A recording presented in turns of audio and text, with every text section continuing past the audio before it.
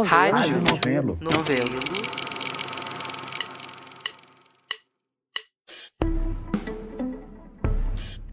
O convidado de hoje é o jornalista Thiago Rogero, criador do Projeto Quirino, um podcast produzido pela Rádio Novelo, que se desdobrou em artigos na revista Piauí e agora em um livro também chamado Projeto Quirino. O projeto se define como um olhar afrocentrado sobre a história do Brasil. E é isso mesmo que ele é, exatamente o que diz na embalagem. Muita coisa que a gente não aprendeu na escola, mas deveria e que ainda dá tempo de aprender. E que é fundamental aprender. Por isso que eu chamei o Thiago para uma conversa aqui no Fio. Eu queria saber detalhes de como foi escrever um livro a partir de um podcast, falar sobre o Manuel Quirino, que dá nome ao projeto, e sobre o que a gente ainda tem de impacto da escravidão hoje em dia no Brasil. Especialmente isso, porque a escravidão não é uma instituição que ficou para trás, que a gente superou como nação, que não precisa mais aprender, pensar, entender. Pelo contrário. Então, a nossa conversa aqui é sobre hoje, sobre os efeitos da escravidão agora, 136 anos depois da abolição.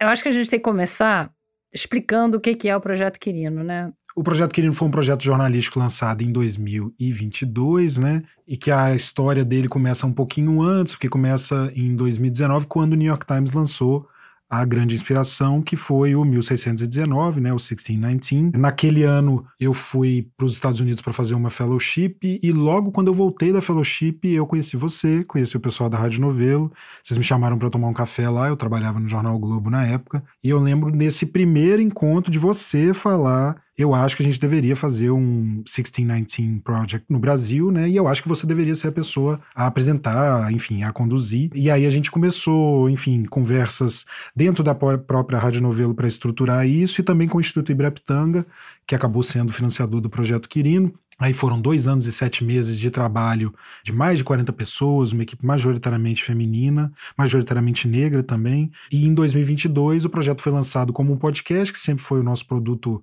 principal, diferentemente do 1619, que o produto principal deles é a revista, e a gente aqui partiu do outro lado, né? A gente pensou no podcast como ponto de partida, quando a gente fez a pesquisa era pensando no podcast, a gente também, quando sai com uma publicação na revista, que é na revista Piauí, mas que o processo é o contrário, a revista Piauí vem e lê a pesquisa feita pelo podcast, tem as suas ideias de fazer as reportagens. Felizmente o podcast foi um sucesso, né? Quando a gente lançou mais de 2 milhões de streams, né? A gente ganhou o prêmio Vladimir Herzog de melhor produção jornalística em áudio, fomos finalistas do prêmio Gabo, e eu fui procurado por muitas editoras logo depois da gente lançar. Fui procurado por 8 editoras de livros. Uau, 8?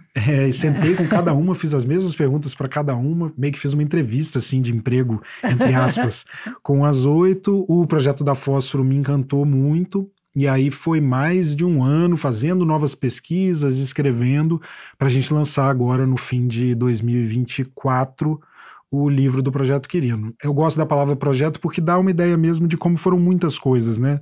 O podcast naturalmente foi a primeira aí que recebeu ali a nossa atenção mais dedicada, mas depois ele se desdobrou em outras coisas também. E a ideia do podcast, que você diz no livro, no podcast e nos outros desdobramentos também, é que é uma visão afrocentrada da história do Brasil, né? Uma coisa que eu fiquei curiosa é sobre a estrutura do livro, porque o livro ele mantém bastante a estrutura do podcast, né? Inclusive em termos de linguagem, da oralidade, tem transcrição de entrevista, tem trechos de áudio, né? Então eu queria saber por que você escolheu essa estrutura, se isso tem a ver com o projeto da Fósforo, que você disse que te encantou? Sim. Na primeira versão que eu escrevi do livro, eu passei uns 6, 7 meses escrevendo só sobre o tema do primeiro capítulo, que era o tema da independência. E eu acabei escrevendo umas 400 páginas só sobre a independência. E aí a minha editora... pois é, que, enfim, ao contar a história da independência, você não conta só a história da independência, dá para você começar na Conjuração Baiana, né, Revolução dos Búzios, Inconfidência Baiana, que são vários nomes para a mesma coisa, dá para você contar a história do Haiti, então tudo eu pesquisava demais, acabei escrevendo um livro, entre aspas, só sobre a independência, e aí a minha editora me chamou e falou: Thiago, primeiro que assim, tá muito grande, segundo que meio que não foi para isso que a gente te chamou, porque olha a linguagem. Aí eu percebi que eu tava, entre aspas, brincando de acadêmico. colocando muito... Porque você é jornalista, né? Pois é, e que é uma das coisas que as pessoas mais gostam, eu acho, no Projeto Quirino, é a forma direta como a gente fala as coisas, e que vem, acho que naturalmente do jornalismo, né? Vem dessa habilidade que a Rádio Novelo tem de contar histórias por áudio, mas que também é uma habilidade jornalística, né? E a gente decidiu que uma coisa mais fácil era partir de fato da estrutura do podcast, o que oferece também a possibilidade de ampliar muito, e a gente amplia, tem muitas coisas novas no livro, mas sempre sabendo para onde você tem que voltar, porque os capítulos começam, em geral, à exceção do primeiro, eles começam do mesmo lugar em que o episódio começou e terminam no mesmo lugar. Então, por mais que você consiga ampliar, você tem que ampliar, mas sem fugir muito, né, para você poder voltar ali para aquela narrativa. E a questão da linguagem, da oralidade, a gente pensou muito se mantinha, porque uma das belezas do áudio, a Novelo faz isso muito bem, a gente escreve como se fala, né, os roteiros são escritos como a gente fala, com muitos maneirismos, bem do jeito que a gente fala repetição. Mesmo. Muita repetição. Que você mantém algumas no livro, né? Algumas, mas nem todas. Essa foi uma das partes que eu até mais senti que mudou, assim, fora todos os que voltaram a ser enfim, tem algumas coisas que até por gostar muito de uma característica brasileira aí, que quem ouviu o episódio com o Caetano Galindo vê o tanto que isso vem da africanidade também, dos plurais, né, da ausência de plurais e tal, que eu permitia no áudio. No livro eu contive, mas uma das coisas que eu cortei bastante foi a possibilidade de repetição, talvez um excesso de repetição ou não, a quantidade suficiente de repetição pro áudio, porque no áudio a pessoa só tem o áudio para se guiar, né? Então é bom você repetir, para a pessoa não se perder. Mas no livro você pode parar, ler o capítulo anterior, então daria para ser... Então, para quem ouviu o podcast, que eu imagino que seja todo mundo que está ouvindo isso aqui, o que tem de novo no livro?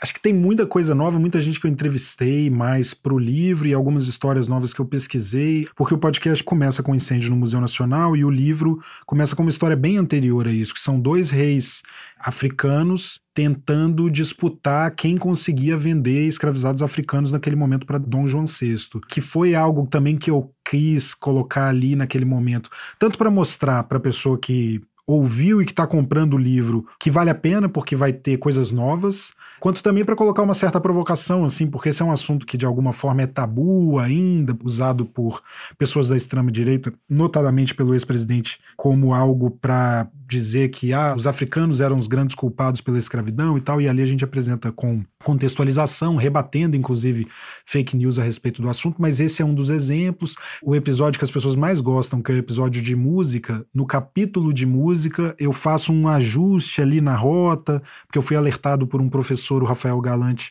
que no episódio a gente acabou incorrendo numa visão estereotipada da formação da música popular brasileira, que no livro a gente faz uma pequena correção de curso. E como assim uma visão estereotipada da música popular brasileira? Embora a gente não trate no episódio como uma linha evolutiva, de alguma forma fica parecendo que é uma linha de continuidade de pensar que primeiro as manifestações afro-brasileiras de música e depois o samba, que isso vai cair na MPB e que, enfim, aí depois a MPB, o que a gente propõe no episódio é que ela meio que se desdobra de um lado que vai dar no pop rock, não sei o quê, enfim, Marisa Monte, essas questões, e um outro lado que é aberto por Jorge Ben, que vai dar no samba rock, no próprio rap e tudo mais, no hip hop e tal, mas ele me mostrou o quanto que essa é uma visão, em alguma medida, um pouco simplória, porque ela desconsidera. Ao olhar para essa linha, a gente está olhando só o que a sociedade branca de consumo aceitou e abraçou. E que é o que efetivamente foi gravado, né? O que virou fonograma. Mas a gente esquece tudo que foi deliberadamente deixado pelo caminho, que não foi absolvido e tudo mais.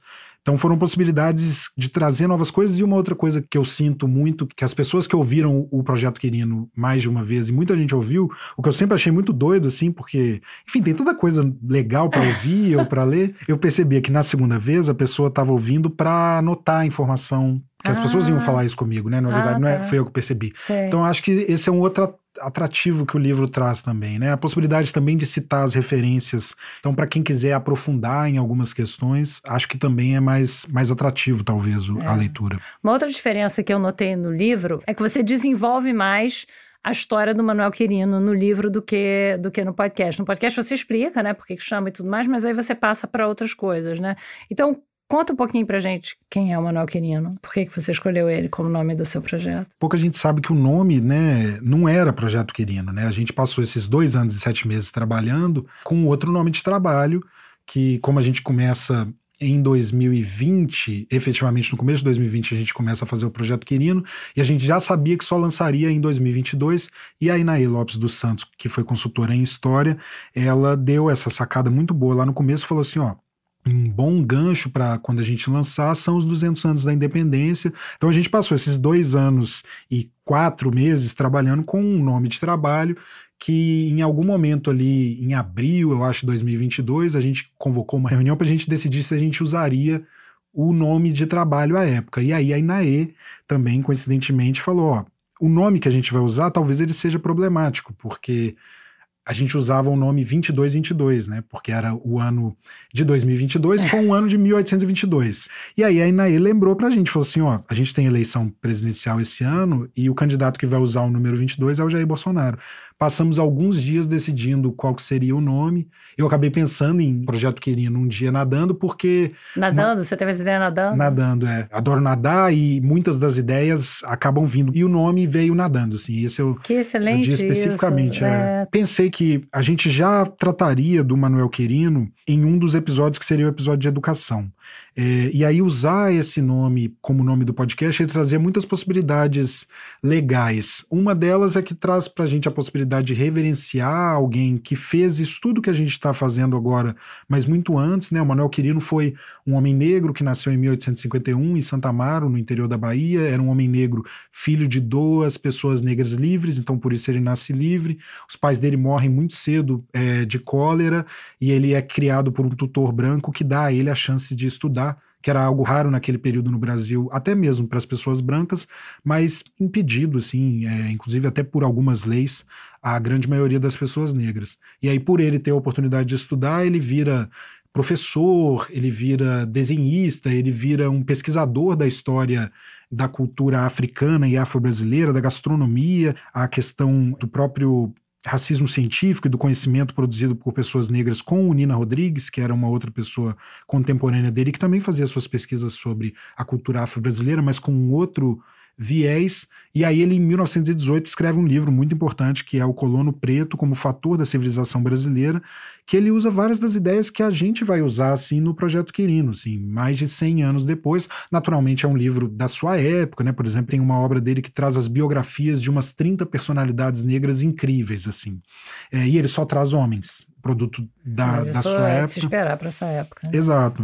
E o livro tem algumas coisas também que estão um pouco datadas, mas a maioria do livro ainda são coisas muito atuais, assim, é muito incrível. Por exemplo? De ver.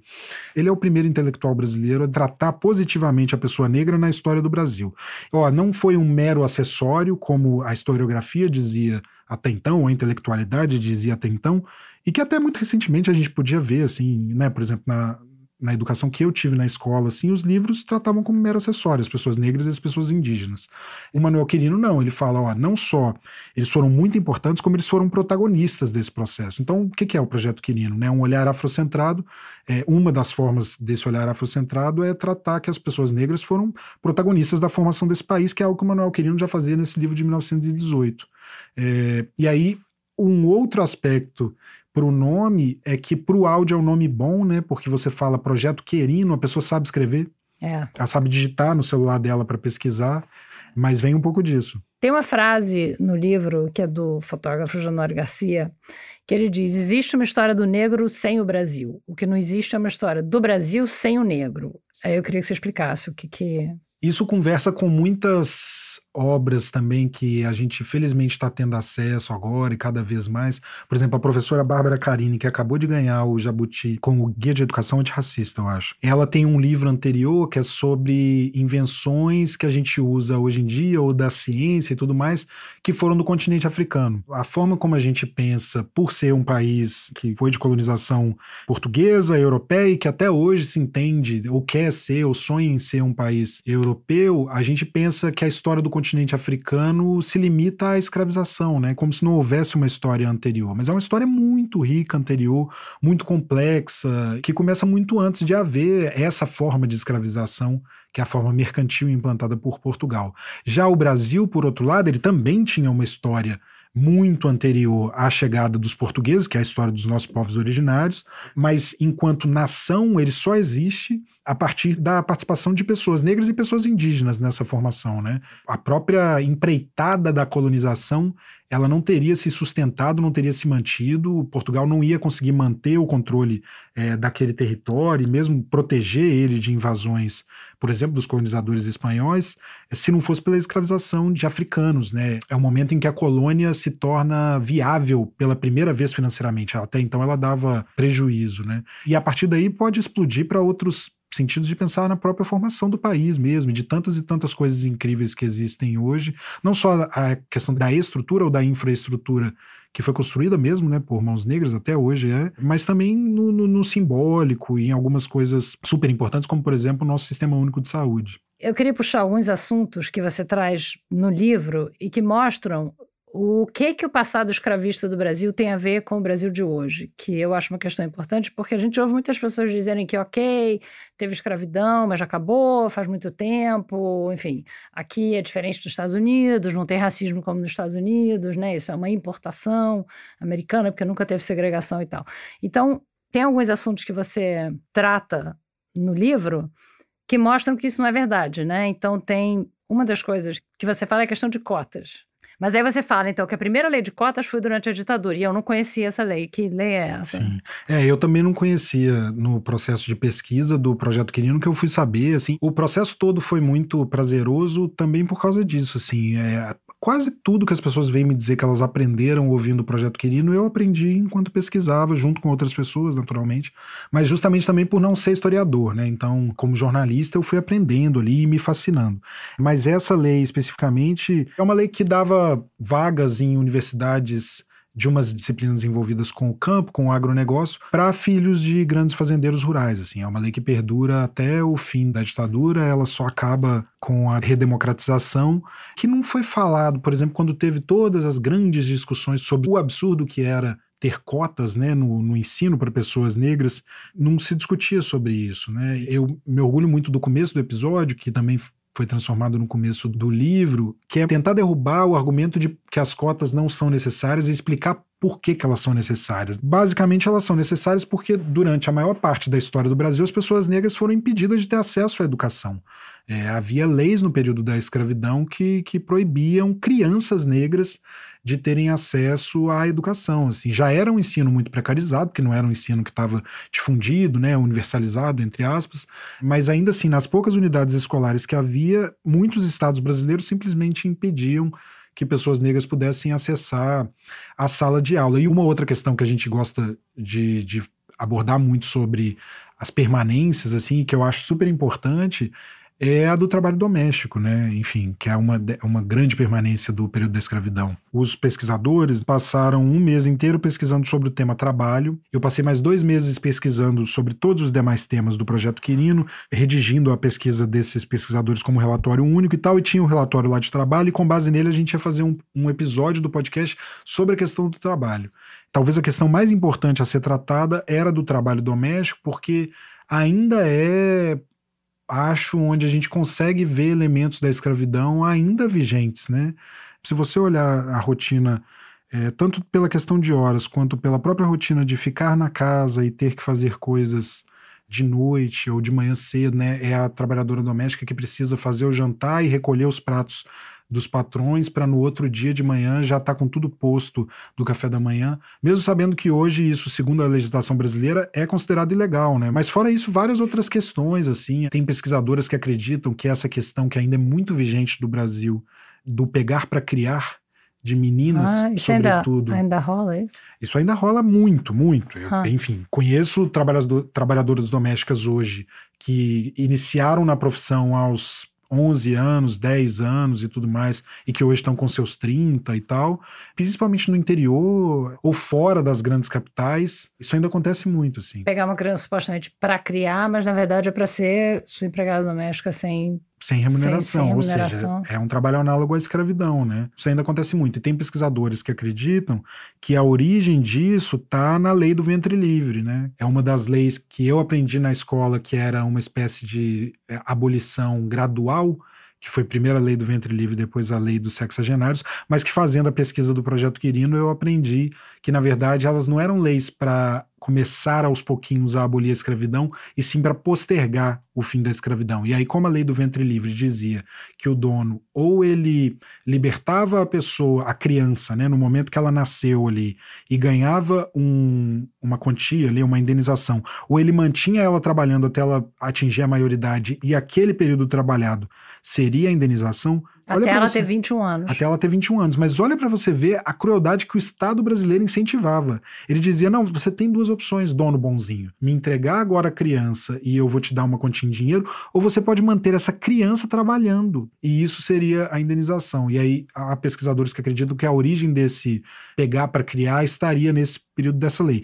Inclusive, sobre isso é importante falar que tem um pesquisador brasileiro que ele conseguiu mensurar a quantidade dos casos em que os donos entregavam a criança e recebiam indenização, ou escolhiam a segunda opção, que era de forçar aquele trabalho por muito tempo para que isso fosse a indenização. Em mais de 90% dos casos, os donos preferiram ficar com as crianças, ou seja, foram crianças... Mais 21 anos com uma pessoa escravizada, né?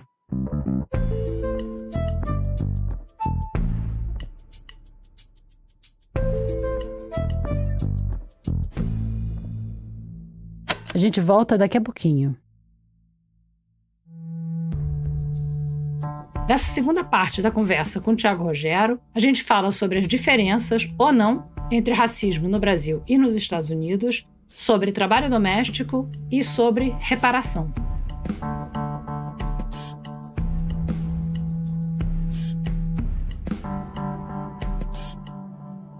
Esse exemplo das empregadas domésticas, tanto no podcast quanto no livro, e eu acho que eu já te falei isso antes, assim, o que me incomoda muito, porque as histórias que são contadas lá são histórias que eu vi acontecer na minha vida, na minha família, na casa de amigos meus, pegar para criar, pessoas muito jovens trabalhando, pessoas que são mandadas para instituições, a revelia da família, diz, não, vai para um colégio interno, assim, meio que entre aspas. E são exemplos que você dá no livro da maneira de tratar as trabalhadoras domésticas, maneiras muito cruéis e muito, muito, muito ligadas à história da escravidão no Brasil. E que eu vi muito isso. Então, incomoda bastante. Mas tem um outro exemplo, que é um exemplo que parece menos importante, mas que não é, e que me pareceu também ter uma relação com o presente, que é a ideia de que você tinha negros livres e negros que tinham sido libertos de uma maneira ou de outra, tinham comprado a própria liberdade e tal, e negros escravizados. Então, todo mundo tinha que andar com os papéis o tempo todo, para não ser reescravizado, né? Dizer, não, você não é liberto, você é escravizado. E hoje em dia, no Brasil, é um país em que você supostamente tem que andar com documento, né? Se eu for parada na rua e eu não tiver com documento, não vai me acontecer nada. Eu canso de sair na rua sem documento, especialmente no bairro onde eu moro. Se eu fosse negra, especialmente se eu fosse um homem negro, eu não ia poder fazer isso, né? É essa coisa, mas a origem disso tudo está na escravização. Até é uma possibilidade que o livro traz também em relação ao podcast de abordar com mais calma um trabalho do professor Etan Cruz, que é um historiador da Bahia, que ele tem um trabalho muito incrível sobre todo aquele momento de discussão política que vai levar efetivamente à lei da abolição, mas ele tem, por exemplo, uma parte longa ali sobre a lei dos sexagenários, outra dessas leis que a gente aprendeu que era para abolir a escravidão de alguma forma, mas na verdade era só para postergar, mas ela traz um regulamento que é aprovado depois dela, que, né, no Brasil desde sempre, você tem a lei, aprova e depois você aprova a regulamentação, né? Como que essa lei vai ser aplicada? A regulamentação dessa lei, ela estabeleceu isso da pessoa precisar comprovar a condição dela de liberto, que a gente tem até hoje, né? É isso da gente viver, né? Nós dois moramos no Rio de Janeiro, é uma cidade que no verão do ano passado tinha aquela questão de parar jovens negros a caminho da praia, simplesmente pelo fato de que eles estavam indo para a praia. Que eles não podem se divertir, eles não podem ter acesso a esse espaço público. Parar, tirar todo mundo do ônibus. Levar para a delegacia, muitas vezes. Fora, enfim, as agressões que vão acontecer. É um país que sistematicamente mata pessoas negras e que nos revolta com isso. Um país que parou, entre aspas, né, quando George Floyd foi assassinado nos Estados Unidos por policiais em 2020, e a gente tem casos como o do George Floyd aqui todo mês. Toda hora. Em 2022, exatamente 2 anos depois, no mesmo dia em que o George Floyd foi assassinado, o Genivaldo foi assassinado por agentes da Polícia Rodoviária Federal no Sergipe. A quantidade de crianças que a gente perde no Rio de Janeiro para isso, perde agora em São Paulo também, enfim, não agora como se fosse uma novidade, mas era um caso que Em geral, a gente via muito mais eles acontecendo aqui no Rio, e São Paulo tem um peso muito grande porque o que se faz lá é reproduzido em outros lugares do Brasil também, e as vítimas a violência de sempre... policial na Bahia também é bem... que é um estado governado pelo Partido dos Trabalhadores, que é um partido de esquerda, um partido progressista, um partido teoricamente ligado aos direitos humanos, mas que comanda a Bahia há quase 2 décadas, né? E os números lá de violência policial cometida contra pessoas negras, sobretudo, estão explodindo, assim, e não se fala sobre isso. A gente tem, aliás, um episódio sobre essa questão dos meninos de ônibus tentando vir para a praia aqui na Zona Sul, praia carioca, todo mundo vai à praia. Do Thiago Coelho, né? Do Thiago Coelho, exatamente. A gente bota o link. A gente tem um episódio também sobre violência policial na Bahia, que é feito pela Tailane Muniz, do Instituto Fogo Cruzado de lá da Bahia, sobre a história do Pedro Henrique. Enfim, são assuntos que, infelizmente, não param de estar na notícia, né? E você estava falando do George Floyd, e a gente falou um pouco do projeto 1619 do New York Times. Você consegue traçar paralelos entre o processo histórico brasileiro e o norte-americano? Sim. Eles são naturalmente muito diferentes, né? E os resultados são diferentes, né? Enfim, é só a gente ver que hoje nós somos 55% da população brasileira, os afrodescendentes, e nos Estados Unidos acho que é menos de 20%, né? Ao mesmo tempo, por lá eles terem tido leis segregacionistas, eles provocaram coisas como o fato de que há universidades historicamente negras que são mais antigas do que as mais antigas universidades do Brasil. Não as mais antigas, né? No caso, a UFRJ e a Universidade Federal da Bahia, elas são mais antigas que, por exemplo, Howard, né? Então, a segregação oficial, né, por lei, estipulada por lei, ela fez com que as pessoas negras fossem obrigadas a desenvolver formas ali organizacionais para sobreviver de forma mais articulada, mais organizada, institucional e tudo mais, que aqui no Brasil, como a segregação aqui se dá na prática, né? São coisas um pouco óbvias, eu acho que até para os ouvintes vai ser óbvio, mas é entrar num restaurante e olhar quem são as pessoas sentadas à mesa, quem são as pessoas servindo, é fazer uma viagem de férias e reparar na mesma coisa. Então é uma segregação que se dá na prática. É impossível não aqui. ver, né? Assim, é impossível não ver, tanto aqui como nos Estados Unidos. É impossível não ver essa questão de encarceramento em massa, questão de violência policial, a população negra que sofre isso tanto lá quanto aqui, né? Por isso que é interessante você ter um projeto parecido com um projeto Quirino lá e um projeto Quirino aqui. Eu acho o seu melhor. Não, eu acho que a gente teve uma vantagem. Quando a gente lançou, pelo fato deles já terem sido lançados, a gente pôde estudar também tudo que tinha dado certo e o que não tinha dado certo. Então é uma vantagem que fica difícil de comparar, assim.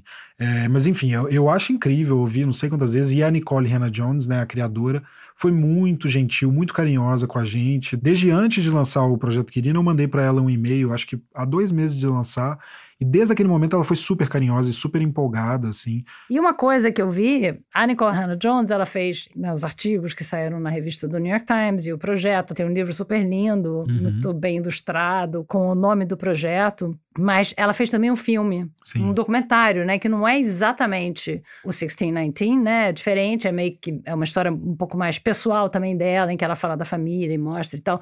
Isso é alguma coisa que está no teu horizonte? Não.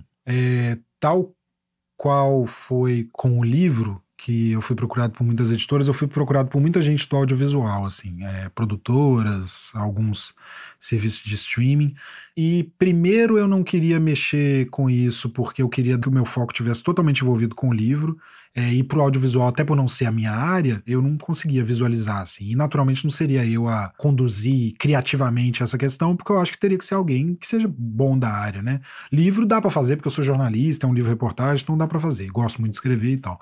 E aí depois, o tempo foi passando, e aí o que eu fui pensando é que acho que dificilmente a gente vai ter um projeto Quirino no audiovisual, porque dificilmente no audiovisual vai haver o nível de liberdade editorial que o Projeto Quirino teve no podcast, no livro, porque os executivos são todos brancos. Então eu acho que a pessoa, para tomar a decisão final, precisa ser uma pessoa negra, né? Que no caso do podcast, né? A Rádio Novelo foi tremenda no podcast e vocês todas tinham muito poder de sugestão, vocês tinham até o poder de veto, assim, mas a decisão final efetivamente ficava comigo, assim, vocês me deixavam confortável para tomar essa decisão. Bastante autonomia, total autonomia, isso. Na verdade. O Instituto Ibirapitanga, que é quem financiou o Projeto Quirino, eles deram dinheiro e em nenhum momento eles pediram para ouvir antes e tudo mais. E da mesma forma na Fósforo, assim, é uma editora que, tal qual a Novelo, a maioria é feminina e ela tem muitas pessoas negras trabalhando, a minha editora, inclusive, a Juliana Rodrigues é uma mulher negra, mas ela também me deixava sempre à vontade para falar, a decisão final é sua. E que num projeto de audiovisual é muito difícil que isso aconteça, porque os executivos são todos brancos. E uma outra coisa que soma isso é o fato de que voltei à carreira de repórter, que é a carreira que eu mais gosto, e agora eu simplesmente não tenho tempo também para pensar em algo assim. Então... Você não tem tempo porque você trabalha no Guardian agora, né? Que é um jornal inglês, que fez e está fazendo ainda um movimento interessante, né? Eu vi que você cita no livro a Cida Bento, né? Enfim, é pesquisadora, professora e tal, dizendo que se fala muito dos impactos negativos da escravidão para as pessoas negras, mas que não se fala tanto do impacto positivo para as pessoas brancas, né? E aí eu queria que você explicasse isso. Que é incrível isso que ela falou, né? O livro dela, O Pacto da Branquitude, é muito bom. E é essa questão, enfim, o ônus da escravidão já ficou sobre as pessoas negras, sobre o fato de que a gente foi impedido de estudar, foi impedido de formar patrimônio e de transmitir, né, por herança esse patrimônio, mas ele não fica de nenhuma forma sobre as pessoas brancas, que foram as pessoas que escolheram manter a escravidão por tanto tempo, né? O Brasil é o último país das Américas a abolir a escravidão, porque as elites brasileiras, e mesmo pessoas que não necessariamente faziam parte da elite, mas que se beneficiavam de alguma forma pela escravidão, elas atuam de toda forma para protelar, para impedir que a escravidão acabe e tudo mais. E essas pessoas que se beneficiaram, que tomaram essas decisões, né, naturalmente elas não estão mais aqui, mas os seus descendentes estão. Por que não se fala disso, né? Então essa foi também um dos objetivos do Projeto Quirino, é por isso que a gente traz, por exemplo, o exemplo ali no episódio de economia, que está no livro também, que é a história dos irmãos Breves. A gente podia ter escolhido vários outros exemplos para ilustrar essa questão ali, mas a gente escolhe os irmãos Breves por ser um caso muito bem estudado pelo Tiago Campos Pessoa, por estar mais bem acabado, até pelo sentido de ter sido muito bem estudado, porque esses descendentes até hoje, enfim, estão aí. Havia um descendente que fala muito bem sobre essa questão também, que é o Aloysio Breves, mas a gente poderia ter escolhido outros exemplos. Inclusive, a gente chegou até a conversar sobre o exemplo da sua família mesmo, quando vocês estavam começando a pesquisa, né? Isso introduz a questão da reparação, né? O benefício que as pessoas brancas tiveram com a escravidão e os impactos negativos da escravidão para as pessoas negras. E aí, né? O que a gente faz com isso, né? O jornal para o qual você trabalha, o Guardian, começou a fazer um movimento, sei lá, coisa de 2 anos, né? Mais ou menos. Em que eles pesquisaram o passado do jornal, é um jornal muito antigo, então foi criado por um grupo de pessoas que eram liberais, que é liberal no sentido inglês da palavra, né, que, enfim, não monarquistas e tal. Eles foram descobrindo de onde veio o dinheiro que fundou o jornal e descobriram que esse dinheiro veio basicamente de pessoas que ou tinham fazendas nas colônias inglesas no Caribe, nas colônias britânicas nos Estados Unidos, ou então que eram, por exemplo, comerciantes de algodão, que enriqueceram muito com o algodão, e o algodão vinha principalmente desses lugares. E o jornal começou a fazer um movimento para o que eles chamam de reparação, que eu não sei bem, reparação, cada pessoa tem uma definição diferente de reparação, né? Eu queria saber como isso é debatido no jornal, que iniciativas eles estão tomando e o que você acha de como isso está indo agora que você está lá dentro. Eu acho muito interessante todos esses movimentos, porque é isso, a gente fica pensando no Brasil e os descendentes dos escravizadores, o que eles estão fazendo com o dinheiro deles, né? E não é só o nosso caso, mas no mundo é assim. E lá é muito interessante, porque a história de origem do jornal é uma história bonita, porque ele surge de um momento em que o fundador cobre uma manifestação de trabalhadores que é duramente contida pela polícia. Então essa era a forma como as pessoas se identificavam com a fundação do jornal, né? E olha que desafiador, enfim, e que corajoso que é você, de alguma forma, ir contra o cânone, né? E um cânone tão bonito e tudo mais. Eles conseguem traçar tudo isso, eles apresentam isso para o leitor, né? Enfim, e para a sociedade, né, britânica. E ao falar tudo isso, pode até parecer que o debate na Inglaterra está muito mais avançado do que aqui em relação a isso. Não está. Eu, particularmente, acho que o debate racial no Brasil, ele é mais avançado do que em boa parte dos países europeus, assim, e mesmo nos Estados Unidos tem muitas questões lá que, de fato, eles estão um pouco mais avançados que nós, mas se a gente pensar em Inglaterra, Portugal nem se fala, então. Portugal não cita no censo raça, né? As pessoas não fazem esse tipo de levantamento. Na França também não. Na França, não existe a palavra. Até a última vez que eu chequei, tinha um episódio ótimo de um podcast da NPR que falava sobre o fato de que não existe uma palavra na França para negro, né? Extraoficialmente se usa o noir, mas que não é uma definição, por exemplo, oficial em registro de cartório e tudo mais. Enfim, aqui no Brasil há discussões nesse sentido, mas que lá na Inglaterra essa decisão do Guardian provocou polêmica, assim, falar falar sobre isso, falar das ligações, por exemplo, da família real com a escravidão foi muito polêmico, mas que felizmente foi abraçado assim, pelos leitores, virou, enfim, acho que mais um dos motivos de orgulho para as pessoas que acompanham o jornal e até para as pessoas que trabalham no jornal. O jornal decidiu que, como política reparatória, ele separou uma quantidade de dinheiro lá considerável para ser usada nisso, porque, como você falou, reparação tem muitas definições, né? Uma das formas que as pessoas entendem como reparação por exemplo, que a gente tenta fazer no Projeto Quirino, que é de levar conhecimento que foi negado. Eu acredito muito nessa forma de reparação, mas uma outra forma muito importante é dinheiro, porque é isso. As pessoas foram impedidas de formar riqueza, de formar herança, de passar dinheiro para os seus descendentes, e é o dinheiro que vai possibilitar que você vai ter alimentação digna, que você vai ter saúde, que você vai ter educação. Então, uma das formas que eles estão usando essa reparação é investindo dinheiro mesmo em iniciativas, né, nos lugares em que eles já conseguiram traçar de forma direta. Tal lugar era uma fazenda que produzia algodão, e esse algodão, o fundador tal do Guardian era um beneficiário dessa fazenda. Eles estão desenvolvendo já programas e atividades com essas fazendas, e fora isso, foram criadas novas vagas de correspondentes em lugares que seria importante aumentar a cobertura do jornal. Então, por exemplo, a minha vaga aqui na América do Sul, foi criada uma vaga para ser correspondente da América do Sul, a primeira vaga do jornal de correspondente no Caribe, como uma iniciativa para aumentar a cobertura dessas questões. E a gente fala sobre questões de negritude, de luta contra o racismo, mas não só. A ideia é aumentar a cobertura da região mesmo. Então, por exemplo, hoje mesmo, antes de vir para cá, estava escrevendo sobre Lula e não necessariamente ligado a uma questão racial e tudo mais. Mas isso tudo faz parte dessas iniciativas deles de buscar reparação. E as pesquisas que eles estão fazendo, eles têm 2 historiadores neste momento dedicados a isso, sobre o Brasil, elas estão em andamento. Que interessante. Então eles querem tentar achar no Brasil quais foram as fazendas especificamente que forneciam algodão que foi para lá na Inglaterra e que de alguma forma esse dinheiro ajudou a fundar o jornal. Difícil essa pesquisa, né? Uhum. E aqui a gente teve o caso do Banco do Brasil, que o principal investidor do Banco do Brasil era não só uma pessoa que tinha fazendas com pessoas escravizadas, mas um dos maiores traficantes de escravizados do Brasil. É o principal investidor do Banco do Brasil, né? Você sabe o que o Banco do Brasil está fazendo sobre isso? Está fazendo alguma coisa? Teve uma ação do Ministério Público, não teve? Há um tempo atrás? Teve, do Júlio Araújo Júnior, que é um procurador do Ministério Público Federal do Rio, que desenvolve ações interessantíssimas, assim, são dele muitas das ações, por exemplo, contra o racismo religioso, né, contra casos de terrorismo religioso, e ele moveu essa ação contra o Banco do Brasil. O Banco do Brasil efetivamente reconheceu isso, pediu desculpas por isso e se comprometeu a desempenhar uma série de atividades reparatórias, inclusive financeiramente, né?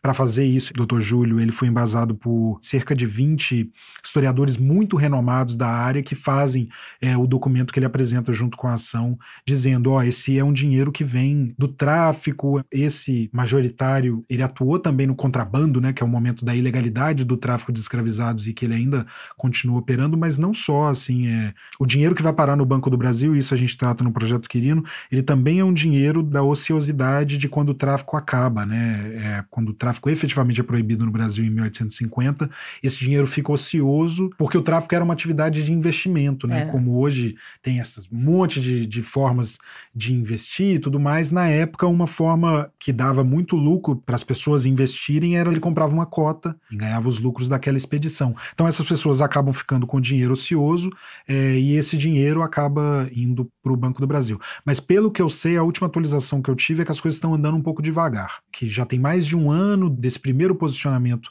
do Banco do Brasil a respeito, mas desde então nada muito concreto foi anunciado. A gente espera que outras iniciativas como essa aconteçam também, né? Porque elas ainda são muito esparsas, né? Eu só conheço 2, que uma é do Banco do Brasil e a outra que foi promovida no âmbito privado da sua família, assim. Bom, para quem não sabe, a gente tem 2 episódios do Rádio Novela Apresenta que conta essa história da minha família.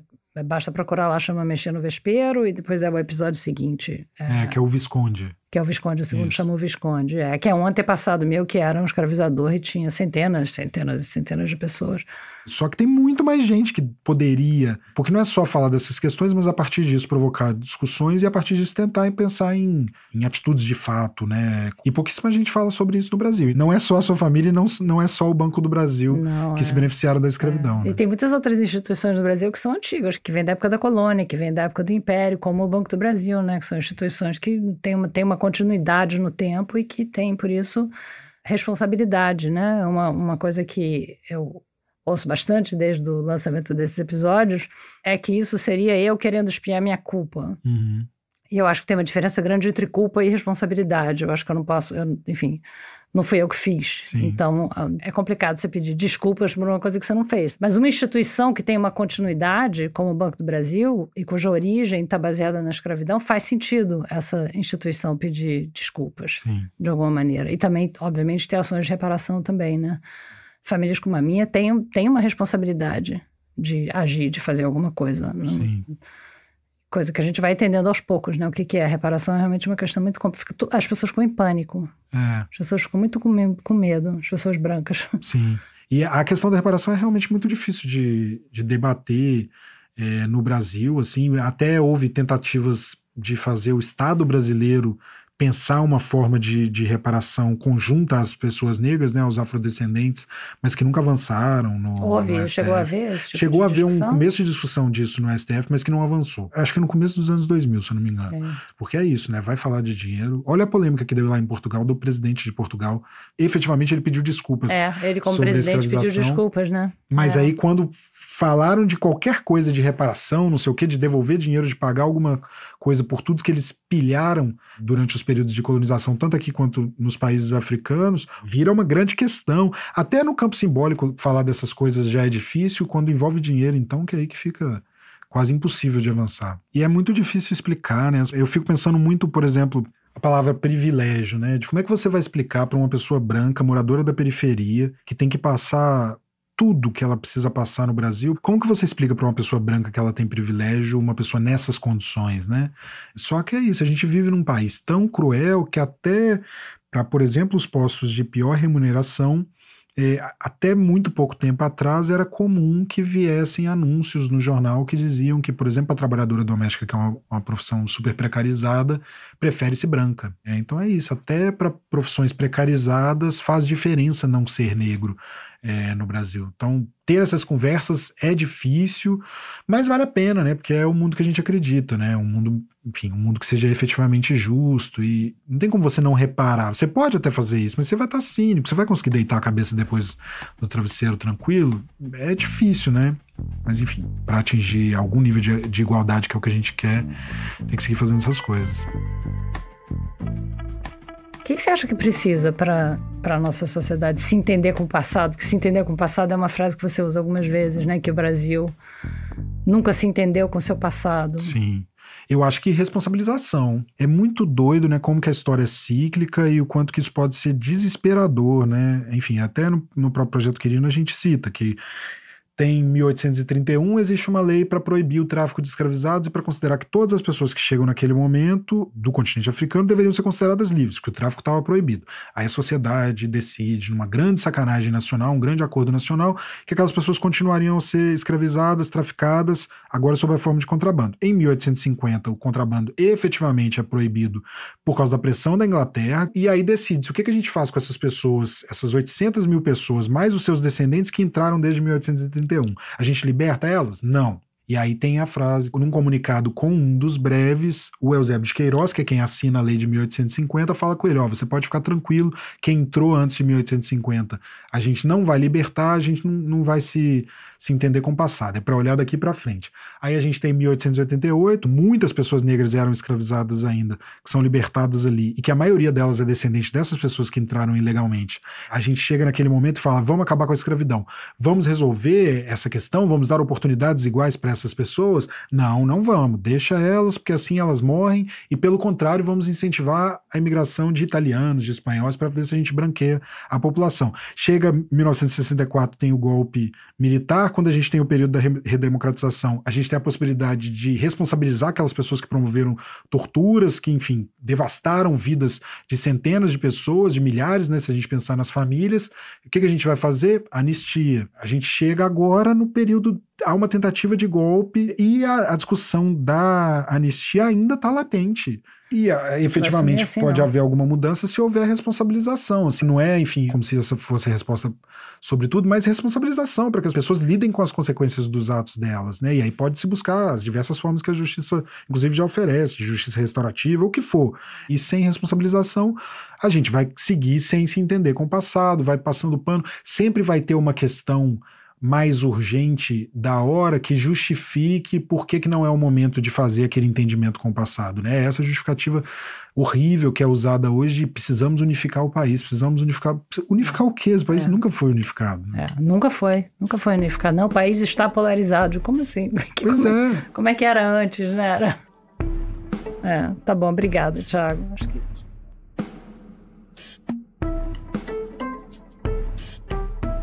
O Fio da Meada é um original da Rádio Novelo. Tem episódio novo toda segunda-feira. A coordenação é da Evelyn Argenta e da Ashley Calvo. A produção desse episódio foi da Carol Pires. A direção criativa é da Paula Scarpim e da Flora Thomson-Devô. A direção executiva é da Marcela Casaca. A edição executiva é da Natália Silva. A gerência de produto é da Juliana Jäger. A montagem desse episódio é da Luísa Silvestrini e a sonorização e mixagem da Júlia Matos. A música original é da Luna França. O apoio de produção é do Vitor Hugo Brandalize, da Bia Guimarães, da Sara Zobel, da Carolina Moraes, da Bárbara Rubira e da Isabel de Santana. O desenvolvimento de produto e audiência é da Bia Ribeiro. A identidade visual é da Natasha Gompers. A coordenação de ilustração e design é do Gustavo Nascimento. A análise administrativa e financeira é da Tainá Nogueira. E a transcrição é da Flora Vieira. Obrigada e até a semana que vem.